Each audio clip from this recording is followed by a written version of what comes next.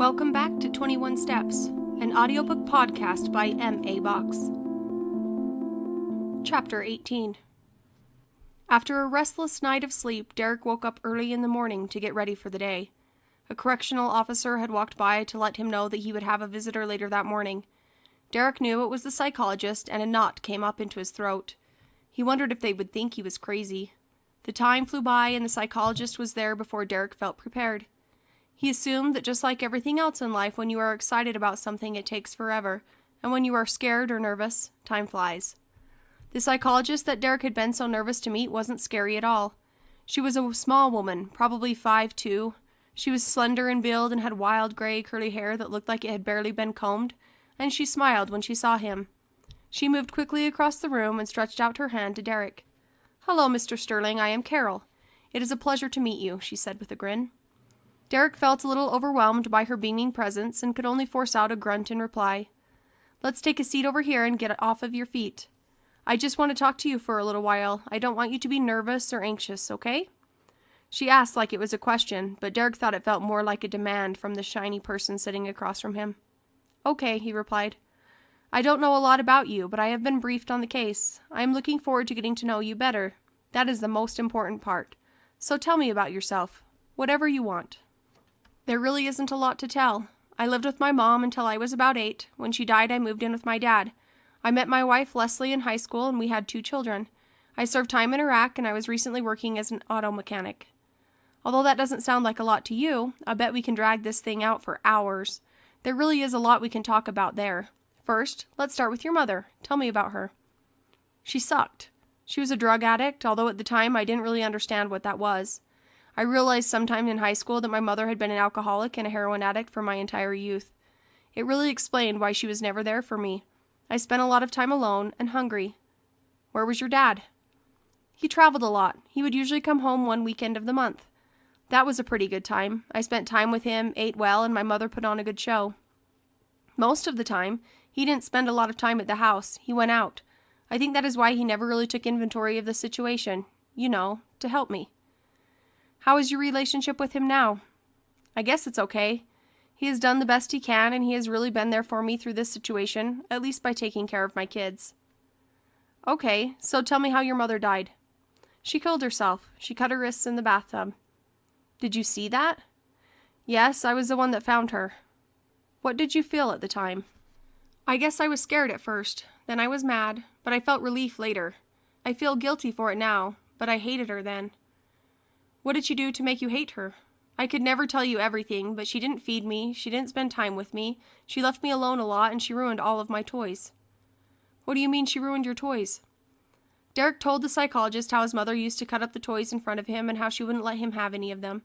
The psychologist showed signs of sadness in her eyes, and he thought maybe she hadn't heard that very often before. He had thought it was a normal situation at the time, but now he knew it wasn't. Carol couldn't help but think how difficult the maltreatment that Derrick had gone through in his youth had been. She wondered how he hadn't been in jail before now, and knew that he must be a very strong person. "And what do you mean that she would leave you alone?" "Well, even when she was there, she was asleep on the couch.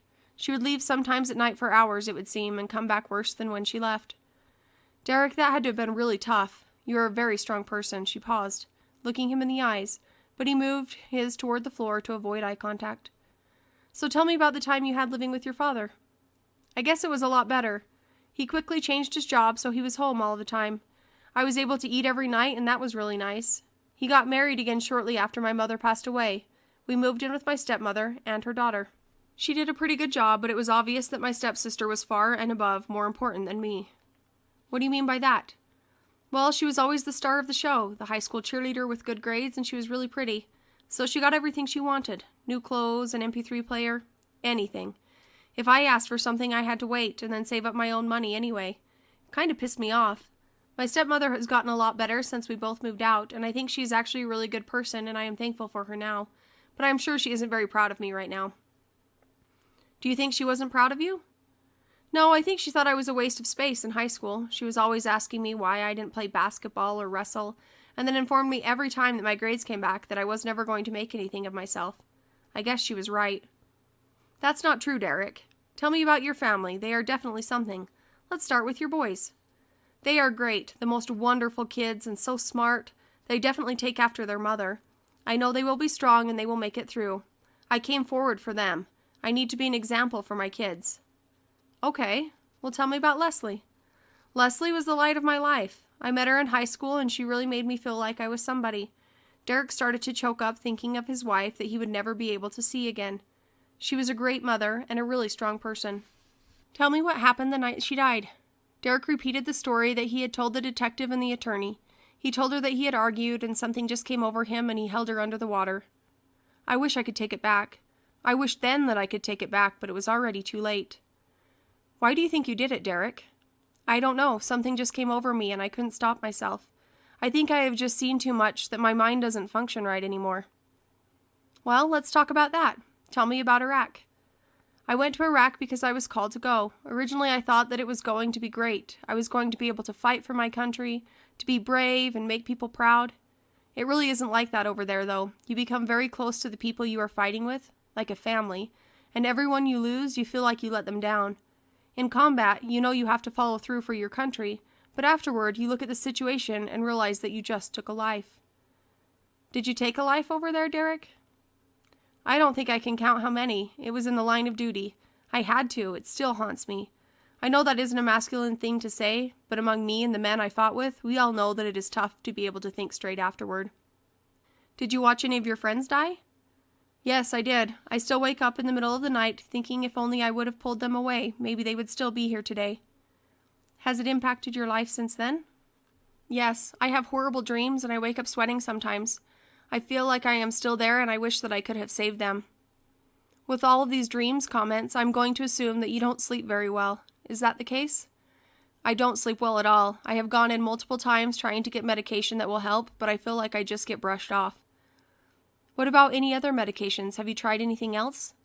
"Yes, I went in after I came home from Iraq. Although it took a long time, I have had a couple of different low-dose prescriptions, but they don't help. It is too hard to get back in and get help. It takes too long, and they just won't help me." "What do you mean when you say they? Where have you been?" "The VA. It is the only place that my insurance will work, and Leslie and I don't have a lot of money, so I have only been there." "What did they tell you at the VA?" "They told me I had post-traumatic stress disorder. They told me how crucial sleep was and that I really needed to talk with a psychologist. It doesn't really match with what they are doing for me, though. They won't give me good sleeping pills to help me sleep, and it takes over a month to meet with a psychologist, and all they ask me is, 'How does that make you feel?' It pisses me off." Derrick was starting to feel agitated. He hadn't thought about the frustration with the VA for so long, he didn't realize how much pent-up anger he really had. The psychologist seemed to recognize the frustration, so she changed gears. "I know that has to be really frustrating for you. How was Leslie? Was she supportive?" "Yes, she was very supportive. She even told me to go to another doctor, but when I called it would have been a lot of money for the visit alone, not to mention the uncovered prescriptions. We just couldn't afford it at the time.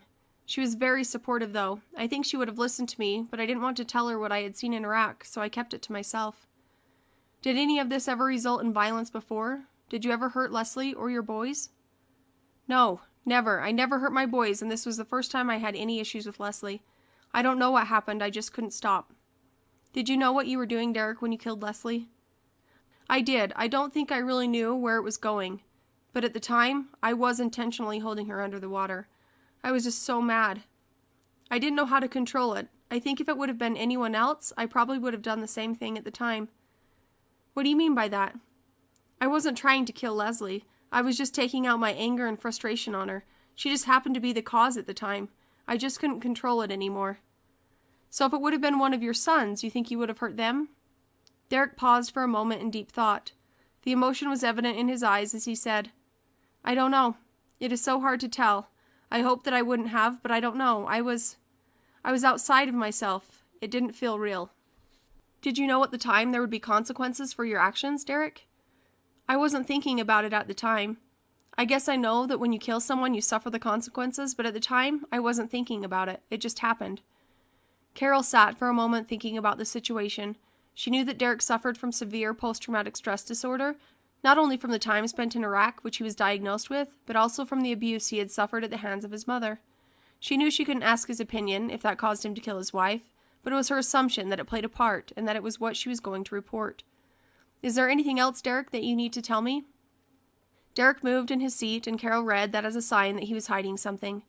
Derrick wanted so much to go back in time and change things, but he knew that he couldn't, so he just replied with, "No." Carol knew that she couldn't force him to speak even if she wanted him to. She ended the session thanking Derrick for his time and telling him to call her if he needed anything. She drove home from the jail with thoughts running through her head. She knew that Derrick's attorney was going to be very happy. If they couldn't convince Derrick to plead not guilty, she thought that maybe they could get him off by reason of temporary insanity. The obvious signs of trauma in his life would lead to a very strong defense for a mental lapse of judgment. She hoped the attorney would agree. She liked Derrick. There was still something really good about him. Carol called Derrick's attorney Jason when she arrived home that night. She informed him of the option for him to plead not guilty by reason of insanity. She told him that due to the trauma suffered as a child and the trauma that he suffered in Iraq, that he had a very solid defense that could show he was really outside of himself, as Derrick put it. Carol told him that as an expert giving testimony at trial, she would tell him that he had definitely been traumatized, and that this action was not in sound mind or with sound judgment. She would also tell them that there was no mens rea, the guilty mind that shows intent, but that he merely was reacting to a situation that he felt was threatening, and based upon past experiences, Iraq and his mother, that was probably an appropriate response for his troubled mind. Jason was very excited about the outcome of the interview that Carol had with Derrick. He thought maybe they could use this case to make a real mark on the world.